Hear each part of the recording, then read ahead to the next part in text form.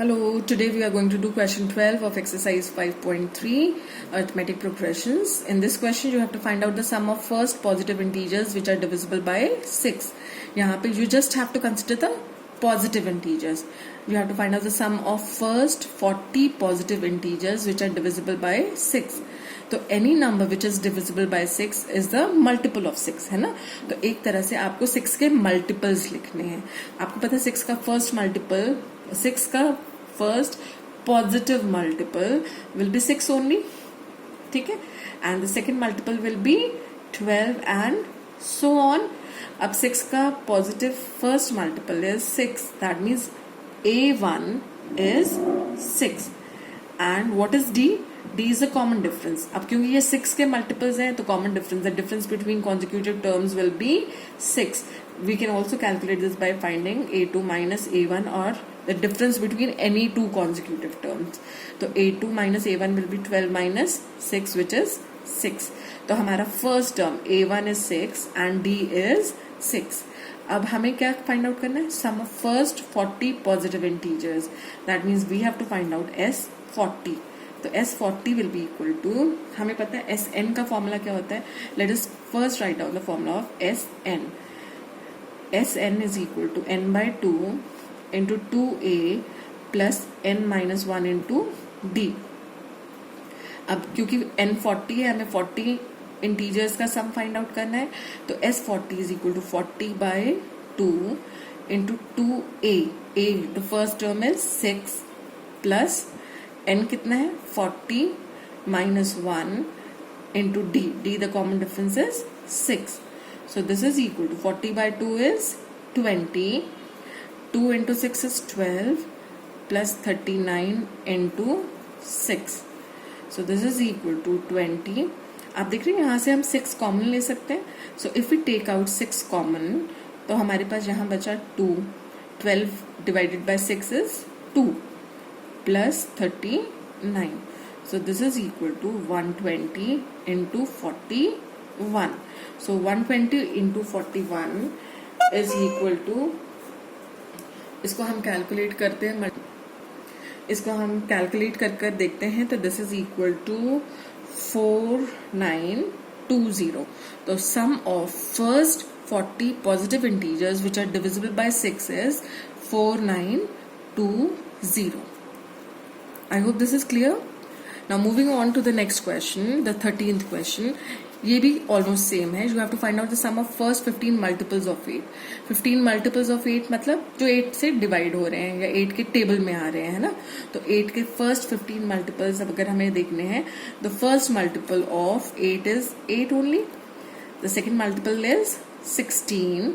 First 15 multiples की बात की जा रही है ना. तो 8 1 is 8, the first multiple. Next will be 24, then 32 and so on, है ना. अब यहाँ पर A1 the first term is 8 and what is the common difference. क्योंकि ये 8 के मल्टीपल्स हैं तो उनके बीच के डिफरेंस भी हमेशा क्या आएगा 8. और you can calculate this by finding out the difference between any two consecutive terms. तो हम कैसे पता लगा सकते हैं, A2 माइनस A1 से भी पता लगा सकते हैं. A2 minus A1 is 16 minus 8 which is again 8. तो दिस इज 8. ठीक है, द कॉमन डिफरेंस इज 8. अब हमें क्या फाइंड आउट करना है, सम ऑफ फर्स्ट 15 मल्टीपल्स ऑफ 8. तो let us use the formula of Sn. Sn is n by 2 into 2a plus n minus 1 into d. अब आपको n कितने मल्टीपल्स पता लगाने हैं, कितने मल्टीपल्स का सम पता लगाना है, 15. तो S15 is equal to 15 by 2 into 2a.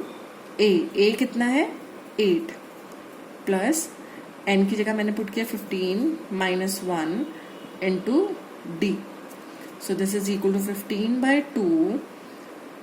2 8s are 16 plus 14 into 8. So this is 15 by 2. इसमें से हम क्या कॉमन ले सकते हैं, we can take 8 कॉमन. तो हमारे पास यहाँ 16 को 8 से डिवाइड किया तो we have 2 plus 14. So this is 15 into 4 into 16 2 से इसको कैंसिल कर दिया, हमारे पास तो आया 15 into 4 into 16.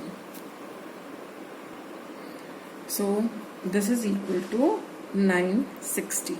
Hence the sum of first 15 multiples of 8, that means S15 is 960, where the first term A1 is 8 and D the common difference is also 8, because 8 के multiples consider कर रहे हैं हम, है ना.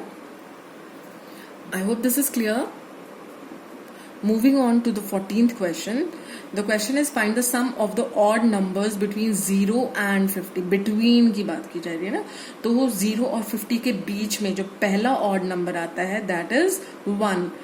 ठीक है, जब हम numbers लिख रहे हैं 0, 1, 2, 3 and so on up to 50, तो आप देख रहे हैं इन दोनों के बीच में 0 और 50 के बीच में जो पहला odd number आ रहा है वो है 1 और जो लास्ट ऑड नंबर आ रहा है दैट इज 49. और आपको पता है ऑड नंबर्स के बीच का डिफरेंस कितना होता है. If you have to write down this AP, तो हमारी first term is 1, second term is 3, third term will be 5. We have to just take the odd numbers, है ना. तो सो ऑन अप टू 49. तो आपने देखा यहाँ first term A1 is 1 and D the common difference, that is the difference between any two consecutive terms, is A2 minus A1, which is 3 minus 1 equal to 2. तो common difference हमारा 2 है. A1 the first term is 1 and हमें यहाँ पर AN भी पता है. AN is 49. अब हमें ये पता लगाना है कि 0 से लेकर 50 के बीच में कितनी ऑड टर्म्स आ रही हैं. हमें n की वैल्यू फाइंड आउट करनी है. अब अगर हम इसको इलैबोरेट करें an को, an का फॉर्मूला होता है a plus n minus 1 into d. तो an की जगह मैंने a plus n minus 1 into d put करा. So this should be equal to 49. Now a the first term is 1 plus n minus 1 into d. D हमारा common difference कितना हमने निकाला था 2. So this is equal to 49.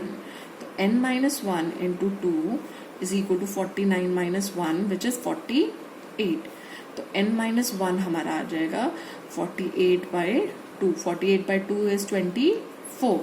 So n is equal to 24. ये minus 1 जब इधर आएगा equal to की दूसरी तरफ तो प्लस 1 हो जाएगा.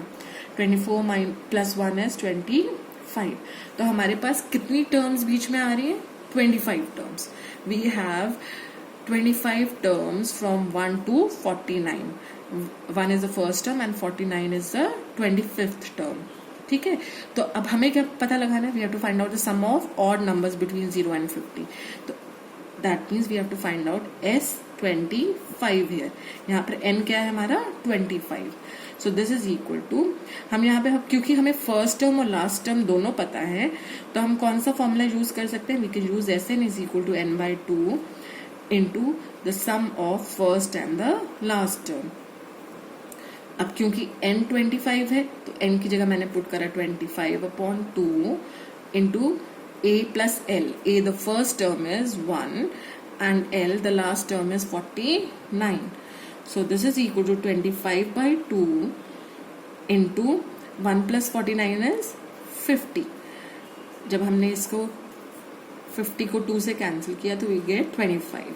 तो S25 is 25 into 25. 25 into 25 is 625. So that means the sum of